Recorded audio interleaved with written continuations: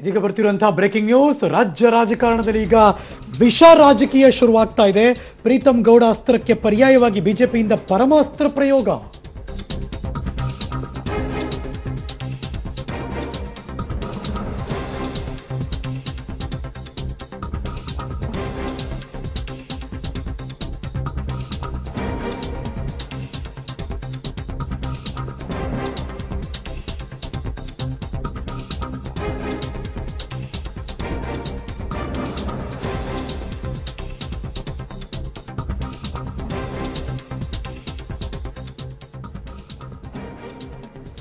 ಎರಡು 2014 ಎಲೆಕ್ಷನ್ ಸಂದರ್ಭದಲ್ಲಿ, ವಿಧಾನಸಭೆ ಚುನಾವಣೆ ಸಂದರ್ಭದಲ್ಲಿ ಡಾಕ್ಟರ್ ಜಿ ಪರಮೇಶ್ವರ್ ಹೇಳಿಕೆ ಕೊಟ್ಟಿದ್ದ ಆ ವಿಡಿಯೋ ಇದೀಗ ವೈರಲ್ ಆಗಿದೆ. ದೇವೇಗೌಡರು ವಿಷ ಯಾವಾಗ ಕುಡಿತಾರೆ ಅನ್ನೋದನ್ನ ಕಾಯ್ತಿದ್ದೇನೆ ಎಂದಿದ್ರು ಪರಮೇಶ್ವರ್ ಅವರು. ಪ್ರೀತಮ್ ಗೌಡರ ಸಾವಿನ ಹೇಳಿಕೆಯ ಆಡಿಯೋ ಬೆನ್ನಲ್ಲೇ ಪರಮೇಶ್ವರ್ ಹೇಳಿಕೆ ಈಗ ರಿಲೀಸ್ ಮಾಡಿದ್ದಾರೆ. 2014 ಎಲೆಕ್ಷನ್ ಸಂದರ್ಭದಲ್ಲಿ ಬಿಜೆಪಿಗೆ ಈಗ ಅದೊಂದು ರೀತಿ ಪರಮ ಅಸ್ತ್ರವಾಗಿ ಸಿಕ್ಕಿದೆ. ಪರಮೇಶ್ವರ್ ನಿವಾಸದ ಮೇಲೆ JDS ಸ್ವಾಭಿಮಾನಿ ಕಾರ್ಯಕರ್ತರು ಈ ಮೂಲಕ ಕಲ್ಲು ತೂರ್ತಾರಾ, ತೆನೆ ಪಕ್ಷದ ಕಾರ್ಯಕರ್ತರನ್ನ ಟ್ವೀಟ್ ಮೂಲಕ ಕೆಣಕಿದ್ದಾರೆ ರಾಜ್ಯ ಬಿಜೆಪಿಯವರು. ಹಾಗಾದರೆ ಟ್ವೀಟ್ ಏನು ಮಾಡಿದ್ದಾರೆ ಮತ್ತು ಆಡಿಯೋ ಏನಿದೆ?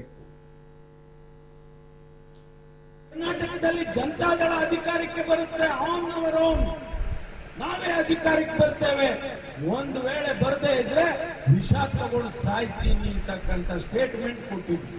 ನಾನು ಕಾಯ್ದು ನೋಡ್ತಾ ಇದ್ದೀನಿ, ಇವತ್ತಂತಾರೆ ನಾಳೆ ತಗೋತಾನೆ ಇಲ್ಲ. ಇನ್ನು ನೆಕ್ಸ್ಟ್ 40 ವರ್ಷ ಇದೊಂದು ರಾಷ್ಟ್ರೀಯ ಪಕ್ಷ, ಚಂದ್ರ ಸೂರ್ಯ ಇರೋಷ್ಟು ದಿನ ನ್ಯಾಷನಲ್ ಪಾರ್ಟಿ ಇರುತ್ತೆ. ದೇವೇಗೌಡರು ವಿಕೆಟ್ ಹೋಗಿ ಕುಮಾರಣ್ಣನ ಹೆಲ್ತ್ ಇಲ್ಲ, ಹೋದ ತಕ್ಷಣ ಪಾರ್ಟಿ ಬರ್ಕಾಸು.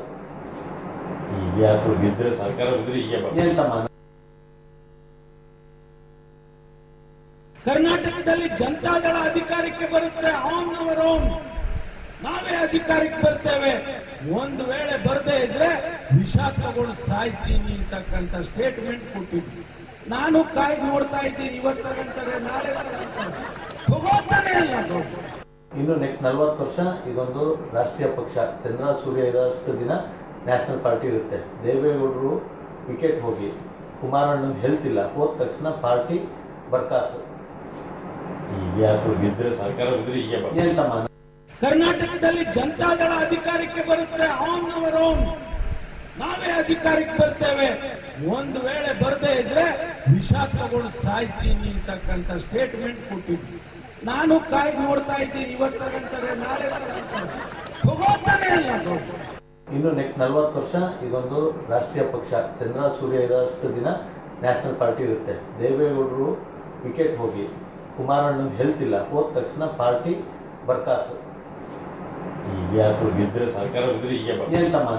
ಕರ್ನಾಟಕದಲ್ಲಿ ಮತ್ತಷ್ಟು ಮಾಹಿತಿ ನನ್ನ ಕೊಲೀಗ್ ಪವಿತ್ರ ಕಡ್ತಲ ನೇರ ಸಂಪರ್ಕದಲ್ಲಿ ಜಾಯಿನ್ ಆಗ್ತಿದ್ದಾರೆ. ಗುಡ್ ಆಫ್ಟರ್ನೂನ್ ಪವಿತ್ರ. ಎರಡೂ ಆಡಿಯೋವನ್ನು ಕೇಳಿಸ್ಕೊಂಡಾಗ ಎರಡರ ಕಾಂಟೆಕ್ಸ್ಟ್ ಎರಡು ಬೇರೆ ಬೇರೆ. ಅವರು ಕೊಟ್ಟಿದ್ದ ಹೇಳಿಕೆಯನ್ನೇ ಮಗದೊಮ್ಮೆ ಪ್ರಶ್ನೆ ಮಾಡ್ತಿದ್ದಾರೆ ಒಂದು ಕಡೆ, ಇನ್ನೊಂದು ಕಡೆ ಅವ್ರ ಪಕ್ಷ ಇರಲ್ಲ ಅನ್ನೋದನ್ನ ಇನ್ನೊಬ್ಬರನ್ನ ಸೆಳೆಯುವಂಥ ಪ್ರಯತ್ನ ನಡೀತಾ ಇದೆ. ಏನಾಗ್ತಿದೆ ವೈರಲ್ ವಿಡಿಯೋ ಕತೆ? ಹರೀಶ್, ನಿಜಕ್ಕೂ ಕೂಡ ರಾಜಕೀಯದಲ್ಲಿ ಯಾವ ಮಾತುಗಳು ಸುಳಿಬಾರ್ದಾಗಿತ್ತೋ ಅದು ಮಾತುಗಳು ಸುಳಿದು ಹೋಗಿದೆ. ಆಡಿಯೋ ಬಾಂಬ್ ಹಾಗೂ ಪ್ರೀತಮ್ ಗೌಡ ಅವರು ದೇವೇಗೌಡರ ಬಗ್ಗೆ ಲಘುವಾಗಿ ಹೇಳಿರುವಂತಹ ಹೇಳಿಕೆಯಿಂದ ಬಿಜೆಪಿ ಸಾಕಷ್ಟು ಮುಜುಗರಕ್ಕೆ ಒಳಗಾಗಿತ್ತು. ಇದರಿಂದ ಶತಾಯಗತಾಯ ಪಾರಾಗಬೇಕು ಅಂತ ಈಗ ಹೊಸದಾಗಿ ವಿಷಾಸ್ತ್ರವನ್ನ ಮೈತ್ರಿ ಸರ್ಕಾರದ ಮೇಲೆ ಪ್ರಯೋಗ ಮಾಡಿದೆ. ಅದು 2014ರಲ್ಲಿ ಹೇಳಿರುವಂತಹ ಪರಮೇಶ್ವರ್ ಅವರು ಹೇಳಿರುವಂತಹ ಮಾತು. ಅವತ್ತು ಚಪ್ಪಾಳಿ ಗಿಟ್ಟಿಸುವಂತಹ ಬರದಲ್ಲಿ, ಎಲೆಕ್ಷನ್ ಪ್ರಚಾರದ ಬರದಲ್ಲಿ ಪರಮೇಶ್ವರ್ ಅವರು ದೇವೇಗೌಡರ ಬಗ್ಗೆ ಲಘುವಾಗಿ ಹೇಳಿಕೆಯನ್ನ ಕೊಟ್ಟಿದ್ರು.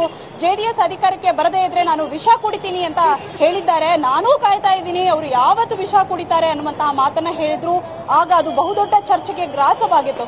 ಇದೇ ಅಸ್ತ್ರವನ್ನ ಬಿಜೆಪಿ ಈಗ ಪ್ರೀತಮ್ ಗೌಡ ವಿರೋಧವಾಗಿ ಪರವಾಗಿ ಪ್ರಯೋಗ ಮಾಡ್ತಾ ಇರುವಂತದ್ದು. ಪ್ರೀತಮ್ ಗೌಡ ಹೇಳಿಕೆ ಕೊಟ್ಟ ತಕ್ಷಣದಲ್ಲೇ JDS ಕಾರ್ಯಕರ್ತರು ಮನೆಗೆ ನುಗ್ತಾರೆ, ಕಲ್ಲು ತೂರಾಟವನ್ನ ಮಾಡ್ತಾರೆ, ಪ್ರೀತಮ್ ಗೌಡ ಅವರ ತಂದೆ ತಾಯಿಯ ಮೇಲೆ ಅಟ್ಯಾಕ್ ಅನ್ನು ಕೂಡ ಮಾಡ್ತಾರೆ.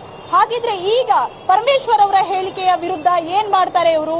ಆಗ ಇಲ್ಲದಂತಹ ಪ್ರತಿಭಟನೆ ಈಗ ಯಾಕೆ ಅಂತ ಮಗದೊಮ್ಮೆ ಹೇಳಿರುವಂತದ್ದು. ಜೊತೆಗೆ ರೇಣುಕಾಚಾರ್ಯ ಅವರು ಈ ಬಗ್ಗೆ ಖುದ್ದು ಮಾತನ್ನ ಹೇಳಿದ್ರು. ಹಾಗಿದ್ರೆ ನೀವು ಪರಮೇಶ್ವರ್ ಅವರ ಮನೆ ಮುಂದೆ ಪ್ರತಿಭಟನೆಯನ್ನ ಮಾಡ್ತೀರಾ ಅಂತ ಹೇಳಿದ್ರು.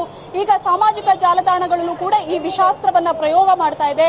ಹಾಗಿದ್ರೆ ಇದನ್ನ ಯಾವ ರೀತಿ ಸ್ವೀಕಾರ ಮಾಡುತ್ತೆ? ಇದಕ್ಕೆ ಸಿಎಂ ಅವರು ಏನಾದ್ರು ಮಾತನಾಡ್ತಾರಾ? ಪ್ರೀತಮ್ ಗೌಡ ಹೇಳಿಕೆ ತಪ್ಪಾದ್ರೆ ಪರಮೇಶ್ವರ್ ಅವರ ಹೇಳಿಕೆ ಏನು ಅನ್ನುವಂತಹ ಪ್ರಶ್ನೆಯನ್ನ ಈಗ ಬಿಜೆಪಿ ಮುಂದಿಟ್ಟಿದೆ. ಇದು ಮೈತ್ರಿ ಸರ್ಕಾರಕ್ಕೆ ಮುಜುಗರವನ್ನ ತಂದೊಡ್ಡುವ ಪ್ರಯತ್ನ. ಹಾಗೂ ಈ ಒಂದು ಹೇಳಿಕೆ ನಿನ್ನೆಯಿಂದ ಪ್ರೀತಮ್ ಗೌಡ ಯಾವ ರೀತಿ ಲಘುವಾದ ಹೇಳಿಕೆಯನ್ನ ಕೊಟ್ಟಿದ್ರು ಅದರಿಂದ ತಪ್ಪಿಸಿಕೊಳ್ಳಲು ಬಿಜೆಪಿ ಮತ್ತೆ ಫೀಲ್ಡ್ಗೆ ಇಳಿದಿರುವಂತದ್ದು. ಆದ್ರೆ ಈ ರಾಜಕೀಯ ಕಚ್ಚಾಟವನ್ನ ನೋಡಿ ಪದೇ ಪದೇ ಜನ ಅಂತೂ ಬೇಸತ್ತು ಹೋಗಿದ್ದಾರೆ. ಸೊ ಅವ್ರ ಮೇಲೆ ಇವ್ರು ಹೇಳೋದು, ಇವ್ರ ಮೇಲೆ ಅವ್ರ ಹೇಳಿಕೆಯಿಂದ ಜನ ಖಂಡಿತವಾಗ್ಲೂ ಬೇಸರಗೊಂಡಿದ್ದಾರೆ. ಯಾರಿಗೂ ಕಮ್ಮಿ ಇಲ್ಲ ಅಂತ ಎಷ್ಟೋ ಸರಿ ಹಳೆದನ್ನು ತೆಗೆದು ನೋಡಿದಾಗ ಅವ್ರಿಗೆ ರಾಜಕಾರಣದಲ್ಲಿ ಇವೆಲ್ಲವೂ ಕೂಡ ನಡೆಯುತ್ತೆ ಅನ್ನೋದು ಎಲ್ಲರಿಗೂ ಗೊತ್ತಿರೋ ಸತ್ಯ. ಬಟ್ ಈ ಕ್ಷಣಕ್ಕೆ ಅದರಿಂದ ತಪ್ಪಿಸ್ಕೋಬೇಕು, ಮುಜುಗರದಿಂದ ಹೊರಗೆ ಬರಬೇಕು, ಇನ್ನೊಬ್ಬರ ಮೇಲೆ ಆಪಾದನೆ ಮಾಡಬೇಕು ಅಂತ ಅಷ್ಟೇ ಒಂದು ರೀತಿ ಹುಡುಕಿ ತೆಗಿತಾರಂಗಿದೆ ಎಲ್ಲವನ್ನು. ಖಂಡಿತವಾಗ್ಲೂ ಅದನ್ನೇ ಕೆದಕಿ ನೋಡ್ತಾ ಇದೆ ಬಿಜೆಪಿ ಅವರು. ಒಂದು ಕಡೆಗೆ ಆಡಿಯೋ ಬಾಂಬಿನ ತಪ್ಪಿಸಿಕೊಳ್ಳಲು ನೇರವಾಗಿ ಇವತ್ತು ರಾಜಭವನಕ್ಕೆ ಪಾದಯಾತ್ರೆಯನ್ನ ಮಾಡಿದ್ರು. ಪ್ರೀತಮ್ ಗೌಡರ ಹಲ್ಲೆಯನ್ನೇ ಒಂದು ರೀತಿ ರಾಜಕೀಯ ಅಸ್ತ್ರವಾಗಿ ಬಳಸ್ಕೊಂಡ್ರು. ಈಗ ಸೆಕೆಂಡ್ ಆಗಿ ಅಸ್ತ್ರವಾಗಿ ಪರಮೇಶ್ವರ್ ಅವರ ಹಳೆ ಹೇಳಿಕೆಯನ್ನ ಕೆದಕಿ ನೋಡ್ತಾ ಇದ್ದಾರೆ. ಬಹುಶಃ ಹಳೆ ಹೇಳಿಕೆಯನ್ನ, ಪರಮೇಶ್ವರ್ ಅವರ ಹೇಳಿಕೆಯನ್ನ ಮತ್ತೆ ವೈರಲ್ ಮಾಡ್ತಾ ಇದೆ ಬಿಜೆಪಿ. ಆ ವಿಡಿಯೋಗಳಾಗಿರ್ಬೋದು ಎಲ್ಲಾ ಸಾಮಾಜಿಕ ಜಾಲತಾಣಗಳಲ್ಲಿ ಮತ್ತೆ ಹರಿದಾಡ್ತಾ ಇದೆ. ಹಳೆಯ ವಿಚಾರವನ್ನ ಕೆದಕಿ ನೋಡ್ತಾ ಇದೆ. ಆದ್ರೆ ಪರಸ್ಪರ ಈ ರೀತಿ ಹೇಳಿಕೆಗಳು ನಿಜಕ್ಕೂ ಕೂಡ ಒಂದು ಸಾವಿನ ಬಗ್ಗೆ ಹೇಳಿಕೆ ಕೊಡೋದಾದ್ರೆ ಅದನ್ನ ಸಮರ್ಥನೆ ಮಾಡೋದಕ್ಕೆ ಸಾಧ್ಯನೇ ಇಲ್ಲ. ಅವ್ರು ಹೇಳಿದ್ದಾರೆ, ನಾವು ಹೇಳಿದ್ರೆ ಏನ್ ತಪ್ಪು ಅನ್ನುವಂತಹ ಸಮರ್ಥನೆಗೆ ಖಂಡಿತವಾಗ್ಲೂ ಇಳಿಬಾರ್ದು. ಆದ್ರೆ ರಾಜಕೀಯದಲ್ಲಿ ಎಲ್ಲವೂ ಸಾಧ್ಯವಾಗುತ್ತೆ, ಎಂತಹ ಕೀಳು ಮಟ್ಟದ ಹೇಳಿಕೆಯೂ ಕೂಡ ಸಾಧ್ಯವಾಗುತ್ತೆ ಅನ್ನುವಂಥದ್ದು ಇದರಿಂದಲೇ ಗೊತ್ತಾಗ್ತಾ ಇದೆ. Harish, thank you so much Pavithra Kadatala ಈ ಕ್ಷಣದೆಲ್ಲ ಮಾಹಿತಿಗಾಗಿ.